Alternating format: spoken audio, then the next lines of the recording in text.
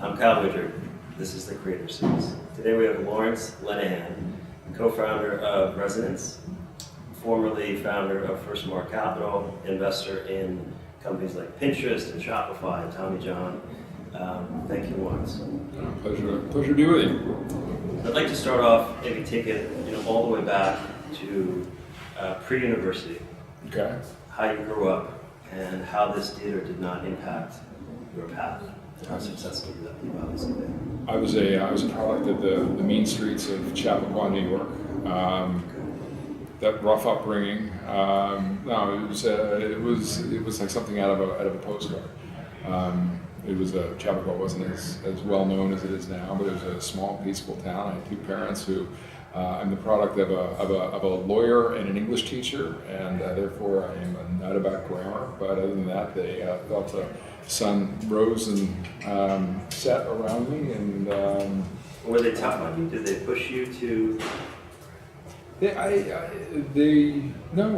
just were always really supportive. No, they weren't. In fact, I paid attention a little bit in school, but I always did well enough that they really didn't spend much time. And I started companies. I started a company when I was building stuff when I was 4 and 5 years old, like tree houses and things like that. And I started a weeding company when I was like 7 or 8. And so I always had these things. And to my parents, it was kind of alien, so they just sort of let me be, and that was it. You moved on into your career. You started working at IBM out of university. Did you have a thought in your mind that you would turn into a venture capitalist? Venture capital is very sexy. People were always asking me, how do I get there? What's the right path? Yeah. When people start asking that question, it's the time to leave. So. Was it apparent to you early on? No, I had no idea. I never heard of venture capital. I was assigned by chance to the retail industry branch. And they put me on Macy's, and they're losing the Macy's account. And I had a chance to go work in Macy's to show them how much we would study their business and know them. And they put me on the shop floor. They put me in a distribution center, and I fell in love with the retail industry. And so at that time, IBM was so screwed up as the late '80s that I was able to develop a product for in-store retail processing. The idea of putting a computer in the stores, which now sounds ridiculous, but believe it or not, they didn't have it. It just links back to their mainframes. The second thing was we developed a kiosk product. There's a whole business, whole standalone interactive retail kiosk product, and tried to spin it out. They set up a stage and ran with it. They would put me through business school, so I did. I told them I was going to leave at the end. I did, and I had a chance to go to a small merchant bank, and then form the predecessor to First Mark called Pequot as part of Pequot Capital, which is the larger capital management company. You went to undergrad for engineering. I was an electrical engineer. Yeah. So were you more technical or more business? I was out of 200 engineers. I think I graduated 195th in my class, but I did enjoy my time at Duke. I did much better at IBM, and I was able to get an award. But no, I was always technically, it was always a technology orientation. And so, coming in IBM, you started thinking about solving things, systems approach to solving things.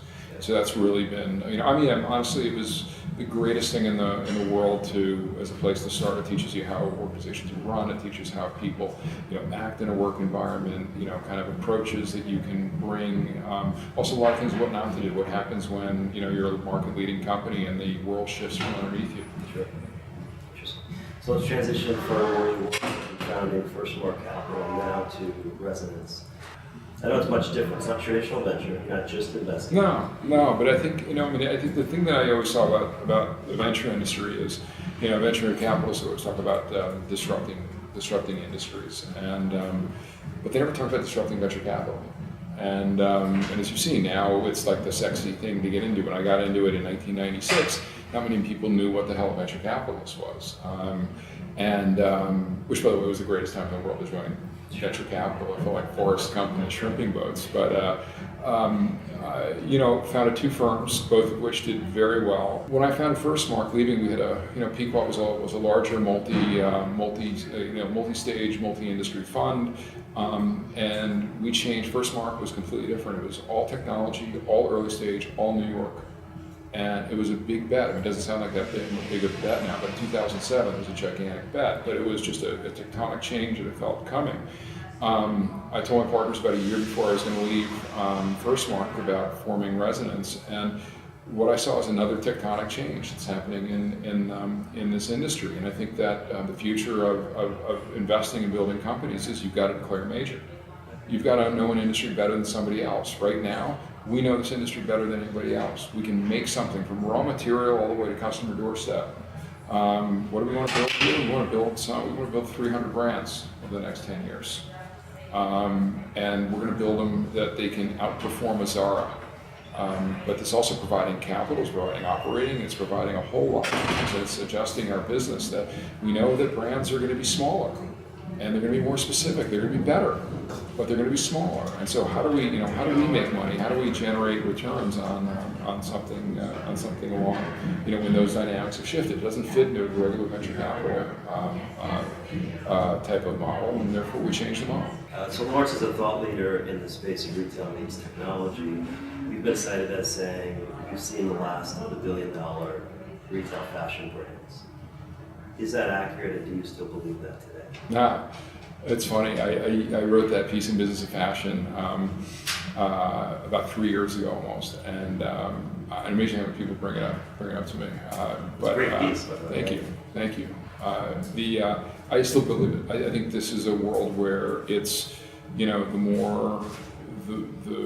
more connected we are, the more disconnected we are. We need, we are tribal, communal beings, and we need to feel like we're in a community. And what we wear says who we stand in this industry. I mean, I have this on. This says where I think I stand. What you're wearing, and what we're seeing is an ability where you don't settle for just general. This is why like the Gaps of the world, the J. Crews of the world are dead. What does that mean? Who feels bad? Who hates the Gap? I mean, do you really hate the Gap? No. But that's just as bad as not loving the Gap. I mean, you have to be passionate. There has to be, the best brands are somebody that, if it elicits hate and disgust, it's almost as good as, as it's not as good, obviously, but it's at least you elicit something as somebody who just passionately loves it. But to be right in the middle of the road, this is where things are dying. And so when you're more specialized, when you mean something more, I think it's impossible to be big. And so therefore, why try? I mean, if you can be a $100 million brand generating $25 million in cash flow every year, are you happy? Should be. Well, unless you raise $500 million, then you're probably not that happy. But if you raise the right amount of money and you're at that level and you're executing, you are a wealthy, happy person. For you, you have a lot going on. What drives you to do all this? Insanity. I love building things. Is it the passion? Do you love the early stage and kind of the creation? I love doing something that nobody's ever done before. We're doing something which nobody's ever done. We're creating an entire new model for this industry. It may be people think we're idiots. Some people think we're geniuses. I don't know. But the truth lies somewhere in between. But we're doing something nobody's ever done. And at the end of the day, it will leave a mark. Hopefully on the industry, not on me. But it'll leave a mark, and it's important that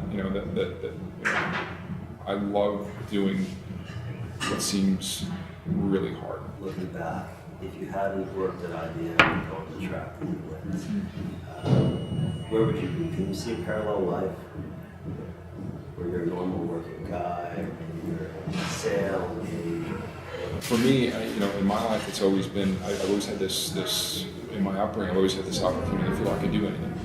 So therefore, why not just fucking try it? And, but I think that mindset is so important. Do you think that there are things that are not taught in school that should be? Yeah. I think our educational system has completely failed us, especially higher education. Well, first of all, lower education, we don't train anybody to have skills, and I think the biggest problem in this world right now is that we have people who the jobs are being eliminated left and right. So, rather than training somebody to be an office worker, well, guess what? It doesn't exist anymore. What are you doing? We're developing technology that's going to be basically straight through processing for manufacturing. Where you're not going to have people touching, you're going to have integrated value chains. It's going to be massive, massive, massive people who are going. Does that mean there's nobody else here in the world that works? No, there are lots of things to do. Whether or not you're a hand craftsman, whether or not there's some other technical skill that you can do, you've got to be trained for that. And they're always going to be changing. So we're not setting that up, and we've set this expectation that everybody has to go through college. I think college is useless for most people. And doesn't set them up for what they need to be doing in the future. I was going to ask, because you were very well educated dude. Yeah. I went to good school. I'm not sure I ended up being well educated. Is that still a logical path for someone that can do it? Or do you think it's completely changed based on where things are today? You should focus more on learning how to launch an e-commerce business yourself, or really getting smart about a particular space. I think college is great for people, and college is not great for other people. I think my biggest problem with college is that you kind of have these majors that sort of sit right in the middle of everything. They're neither interesting nor practical to be able to generate a living.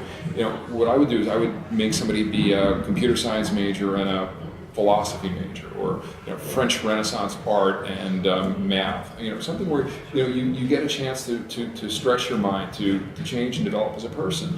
If you're not doing something like that, it's useless. I mean, I don't think there are a lot of majors that are, and it's not setting out for life. If you can afford it, it's great, but I think there are other ways of doing it. I'm also a big believer that you shouldn't go straight from high school to college. You should take a year off, and you should find out who you are and what you are.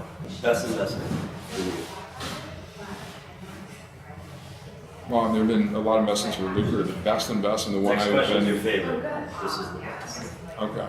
Oh, the best. Well, as a firm, it wasn't my investment. Pinterest was obviously, an amazing investment. When we started, back in the bubble years, we had some investments in the company Integrity that was, more than 100x, Sycamore more than 100x. We've done really well. Shopify. If you're gonna ask me my favorite investment, I'll then tell you whether this is my favorite investment. I think it may end up being the one we made the most, which is a company called TraceLink, which is pharmaceutical supply chain, which I don't have a passion or interest in at all. But I have such a passion and interest in this team, and this CEO who I've known for 16, 17 years, and is building, I think, the future of enterprise software, meaning that the future of enterprise software is networked. The future enterprise software giants look more like LinkedIn and Facebook than they do like Salesforce. As an investor, you either have to, sit in the backseat and watch where you're being driven, or you have to drive. You can't grab the damn steering wheel from the back seat. I also go places you travel, you do speaking events, and you're building 10 companies here. What do you do relax? How do you get away? How do you places you go, things you do? I love to travel. I don't get enough time to travel, and so I would say that would be it. But I really don't get a chance to do it nearly as much as I do. I get little. My fiance is an entrepreneur as well, and so it's hard to get away. My escape is exercise. I love to box. That is what clears my at home or at like a studio? At a gym, and I don't spar much anymore. The old guy can get around, so I get away. Any hobbies that you mix in? Love to cook, love to garden. Big organic garden at home that we use. My son and I wanted to make Lenihan pepper sauce. So we're in the process of fermenting our hot sauce after our gigantic pepper garden. Could be the next hot big pepper business. garden. Oh, that'll be it. I'm sure this will be gigantic. Hot pepper sauce. So a quote that I stole actually from Lawrence. Creators take chances. They see what we can't see and manifest it from their imagination and skill to deliver an experience that surprises and delights us. I love that. The Creator Series loves that. Thank you very much for being here. No, thank you.